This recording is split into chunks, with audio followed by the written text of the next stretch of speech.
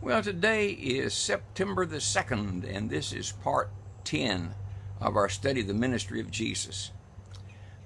We began yesterday to look at the first miracle that Jesus wrought in his ministry. And we see Jesus and his disciples, and we think at that time there were 6 of them, were invited to a wedding at Cana in Galilee. And a wedding feast in those days lasted at least 7 days, maybe longer than that. And during the process of time, they ran out of wine. And Jesus' mother came to him and asked him to do something. So she told the servants there, whatever he says, you do it. And we're going to pick up where we stopped off yesterday at verse 6 in John chapter 2. It says there, and there were set there 6 water pots of stone. So these were contained, or were for holding water. It says, after the manner of the purifying of the Jews. The Jews always had a specific way to wash before they ate. And so this had to do with that. Containing 2 or 3 firkins apiece. Now, firkins was about 9 gallons. That would be between 18 and 27 gallons each. These were large water pots. All 6 of them would have amounted to well over 100 gallons of water. Verse 7, Jesus saith unto them, fill the water pots with water. And they fill them up to the brim.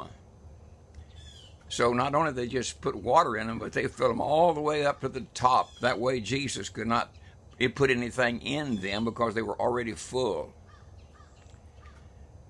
Verse 8, and he saith unto them, draw out now and bear to the governor of the feast. And they bear it. Jesus said, take some of it out and give it to the governor of the feast, or the ruler of the feast. Now then, at a feast, one man was chosen, usually a man of distinction, an older man, and he acted like, sort of like today would be a master of ceremonies. He kind of ran the feast for these 7 days. He wasn't the bridegroom. He wasn't even the father of the groom, but he was chosen because of who he was. So now they take some of the wine that was in the pot, and they took it to the governor, the ruler of the feast. Verse 9, when the ruler of the feast had tasted water that was made wine, and knew not whence it was, but the servants which drew the water knew, the governor of the feast called the bridegroom, and saith unto him, every man at the beginning doth set forth good wine, and when men have well drunk, then that which is worse. But thou hast kept the good wine until now. We're talking about good wine. We're talking about the good taste of wine. Remember we said yesterday that you cannot control the wine like they do today. You put the grape juice in a new wine skin, and it just automatically fermented and turned into wine. Some wine turned out really, really good, and some wine turned out not so good. And so it was because of taste, not because of the alcohol content, which was probably very, very low. So he said to the bridegroom, he said, boy, usually at a feast like this, they bring out the very good wine to start with, and then they bring out the cheap wine later. But he said, you say this very best until the last. Now then, verse 11. This beginning of miracles did Jesus in Cana of Galilee, and manifested forth his glory. All right, now, there's some tradition that says that Jesus did miracles when he was a boy. No, he did not do any miracles until this one. This was the first one, and he was now 30 years old. So no miracles before this. And we'll talk about miracles sometime a little bit later. But what I want you to know here, this miracle manifested his glory.